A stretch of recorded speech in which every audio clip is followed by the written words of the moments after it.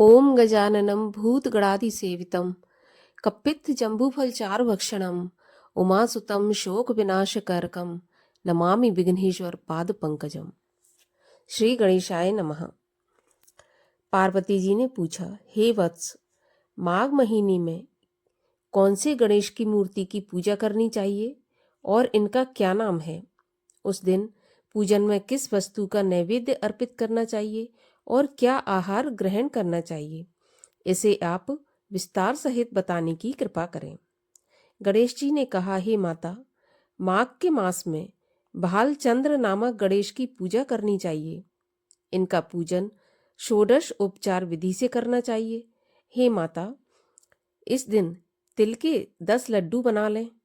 5 लड्डू देवता को चढ़ाएं और शेष 5 ब्राह्मण को दान दे देवें। ब्राह्मण की पूजा भक्तिपूर्वक करके उन्हें दक्षिणा देने के बाद उन 5 लड्डुओं को उन्हें प्रदान कर दें। हे देवी, तिल के 10 लड्डुओं का स्वयं आहार करें। इस संबंध में मैं आपको राजा हरिश्चंद्र का वृत्तांत सुनाता हूँ।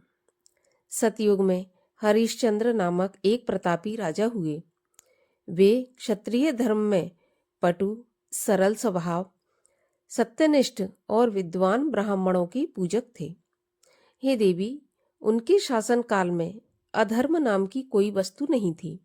उनके राज्य में कोई अपाहिज, दरिद्र या दुखी नहीं था। सभी लोग आदि व्याध से रहित एवं दीर्घायु होते थे। उन्हीं के राज्य में एक ऋषि शर्मा नामक तपस्वी ब्राह्मण रहते थे। एक पुत्र की प्राप्ति होने के बाद ही वे स्वर्गवासी हो गए। पुत्र का भरण पोषण उनकी पत्नी करने लगी। वह विधवा ब्राह्मणी भिक्षा मांगकर अपने पुत्र का पालन पोषण करती थी। उस ब्राह्मणी ने माघ मास की संकटा चतुर्थी का व्रत किया। वह पतिव्रता ब्राह्मणी गोबर से गणेश जी की प्रतिमा बनाकर सदैव पूजन किया करती थी। हे पार्वती जी, भिक्षा के द्वारा ही उसने पूर्वोक्त रीति से तिल के 10 लड्डू बनाए। इसी बीच उसका पुत्र गणेश जी की मूर्ति अपने गले में बांधकर स्वेच्छा से खेलने के लिए बाहर चला गया। तब एक नर पिशाच कुम्हार ने उस बालक को जबरन पकड़कर अपने आव में छोड़कर मिट्टी के बर्तनों को पकाने के लिए उसमें आग लगा दी।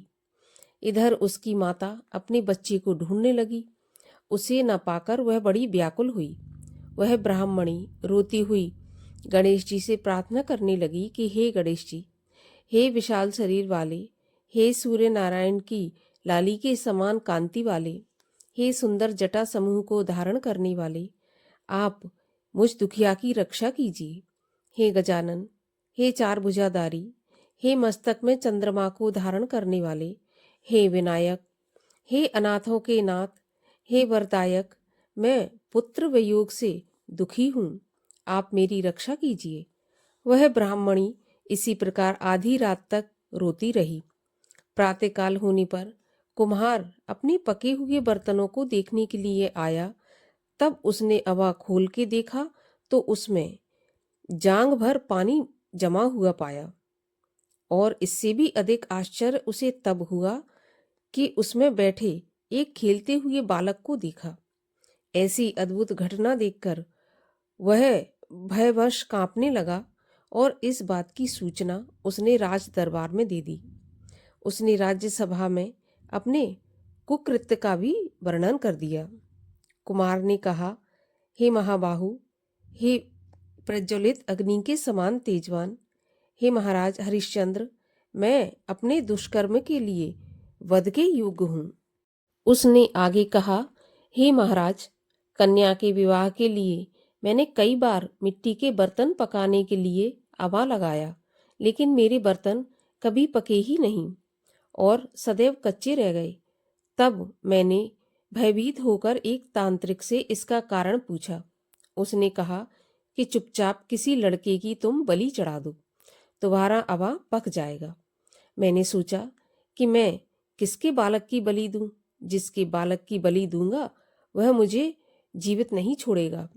इसी भय से, हे महाराज, मैंने दृढ़ निश्चय किया कि इस विधवा ब्राह्मणी के बालक को बिठाकर मैं हवा में आग लगा दूंगा।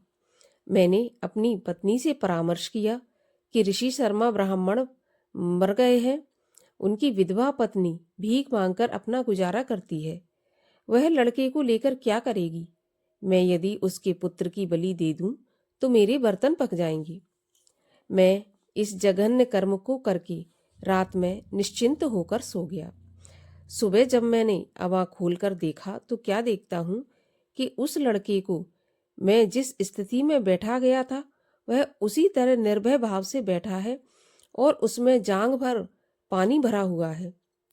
इस भयावह दृश्य से मैं कांप उठा और इसकी सूचना देने आपके पास आया हूँ। कुम्हार की बात सुनकर राजा बहुत ही विस्मित हुए और उस लड़के को देखने के लिए आए।